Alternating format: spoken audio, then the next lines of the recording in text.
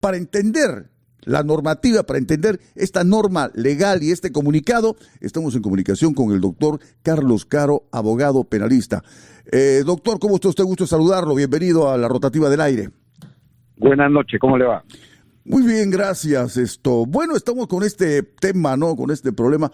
Muchos sectores, incluyendo los comerciales, están pidiendo la intervención inmediata, ¿no es cierto?, de las Fuerzas Armadas y policiales para desbloquear las carreteras porque el Perú se está hundiendo. La economía se está retardando, digamos, no avanza como corresponde, los alimentos no ingresan a las ciudades. Bueno, ese es más o menos el panorama de la situación, que está bastante deprimente.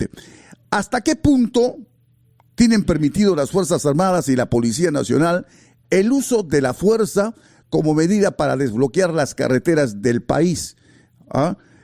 ¿Cuál sería el análisis, doctor Carlos Caro? Lo estamos escuchando. Sí, tengamos en cuenta que estamos ante una situación de gravísima crisis nacional y frente a ella, como se sabe, el gobierno ha declarado la emergencia en varias provincias y departamentos del Perú. Y es en ese contexto donde, con la finalidad de restituir el orden, que en este caso se concreta en la reapertura de las carreteras por todos los perjuicios que eso viene significando para la economía, la salud de las personas, el funcionamiento normal, para que hayan puestos de trabajo, etcétera, es que ya el gobierno ha tomado una decisión de fondo. Si bien el estado de emergencia ya le permitía poder echar mano del uso de la fuerza, de las Fuerzas Armadas, valga la redundancia, la policía, la que ha estado tono sola o casi sola en los últimos tiempos, ahora en esta actuación conjunta, policía, militares, es que se va a proceder al desbloqueo de las carreteras, y eso lamentablemente es un augurio o es una anunciación de una serie de casos donde podrían darse más muertos y más heridos, porque recordemos que las Fuerzas Armadas no están entrenadas para tratar con civiles, sino con enemigos, ¿no? Entonces acá hay que tener muchísimo cuidado respecto a las instrucciones que se le da a las Fuerzas Armadas a fin de evitar más muertes y más lesiones.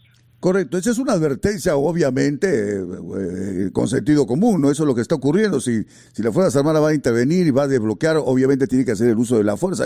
Lo manda la ley, efectivamente, pero, a ver, hay muchos policías y seguramente mucha gente investigada en este momento, ya se sabe, investigada por las 50 víctimas, más de 50 víctimas registradas en todo el país.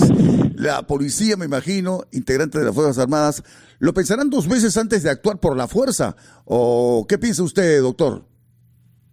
Estamos ante una situación en la cual estamos entrapados, ¿no? Porque por un lado tenemos a los manifestantes que no realizan marchas pacíficas, sino muchas veces violentas, incluso con armas artesanales, y por otro lado tenemos a la policía que en menor número, con muchísimas limitaciones, y sobre todo con el peso de la ley tiene que actuar. Entonces lo que usted dice es correcto. Hay situaciones en las cuales los policías prefieren ser agredidos o prefieren tolerar agresiones antes que actuar, porque si actúan y se produce una desgracia, una pérdida humana, lesiones, lo más probable es que la policía o el jefe sea procesado, llevado eventualmente a juicio por cualquier exceso en el uso de la fuerza. Recordemos que en Perú las ONGs son muy activistas respecto a lo que es la defensa de los derechos humanos, y más allá del tema de si estas protestas son ilegítimas, porque lo son, está el tema de las vidas humanas, que siempre es una suerte de espada de Damocles para las fuerzas policiales y las Fuerzas Armadas. ¿El uso de la fuerza en estado de emergencia se justifica en defensa personal? Si alguien me va a agredir, yo tengo un revólver, le disparo y no pasa nada, va a haber la investigación. ¿Qué dice la ley? ¿Qué dice el Código Penal, doctor?